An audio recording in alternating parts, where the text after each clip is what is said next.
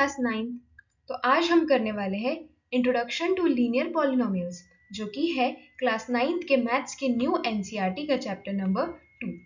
इस चैप्टर में हम करने वाले हैं एक्सरसाइज सेट 2.1। सीधा एक्सरसाइज स्टार्ट करने से पहले कुछ कॉन्सेप्ट जानना बहुत जरूरी है।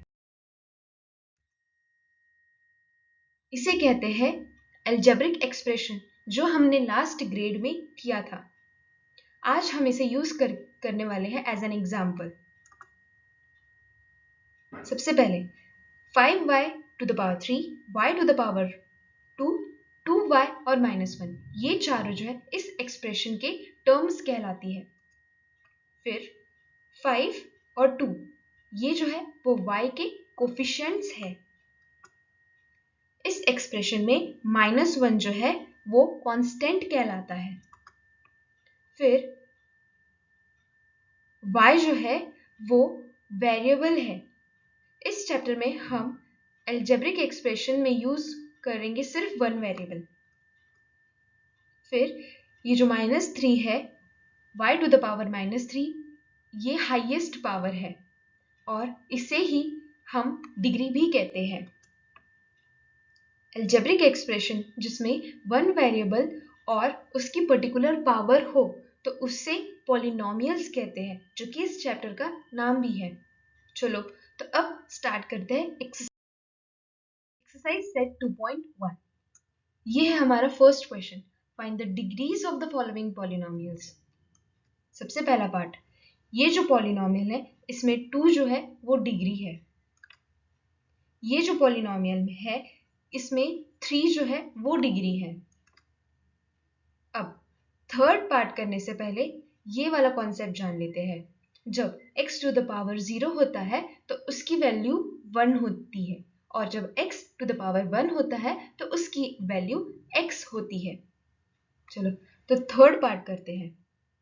-9 पॉलिनोमियल, -9 को हम -9x टू द पावर 0 भी लिख सकते हैं। क्यों?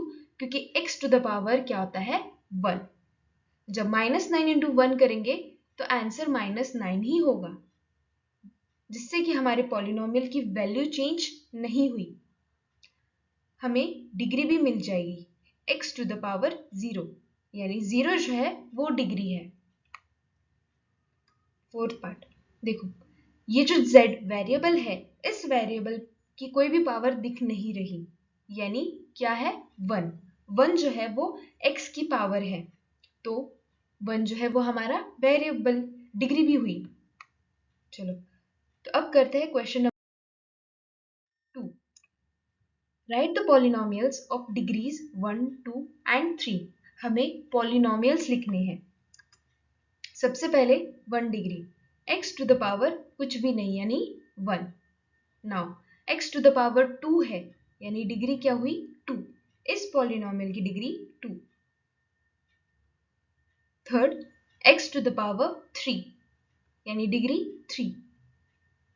अब question number 3, what are the coefficients of x square and x cube, x to the power 2 and x to the power 3। ये रहा x to the power 2, इसका कोफिशिएंट है 6, राइट। और x to the power 3, x to the power 3 coefficient 3 नहीं, coefficient -3। ठीक है, ध्यान रखना -3। Now question number 4, what is the coefficient of z। इस पॉलिनोमियल में z का कोफिशिएंट, यहाँ z टू द पावर 3 है, z टू द पावर 2 है, z है कहीं नहीं। इस पॉलिनोमियल को हम ऐसे भी लिख सकते हैं। देखो इसमें मैंने क्या ऐड किया, 0 z, यानी 0 इंटू z, जिसकी वैल्यू क्या होगी 0 ही होगी, जिससे पॉलिनोमियल पे कोई भी फर्क नहीं पड़ेगा।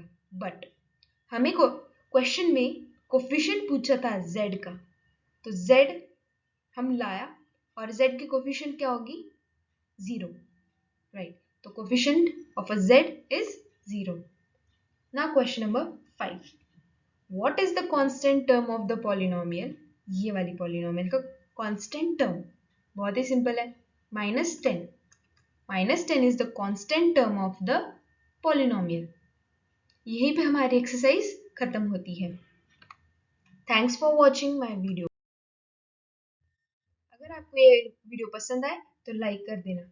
अगर आप अपने फ्रेंड्स को भी समझाना चाहते हैं तो शेयर कर देना। और आपके लिए मैं और भी अच्छे वीडियोस लेके आ सकूं, इसलिए सब्सक्राइब भी कर देना।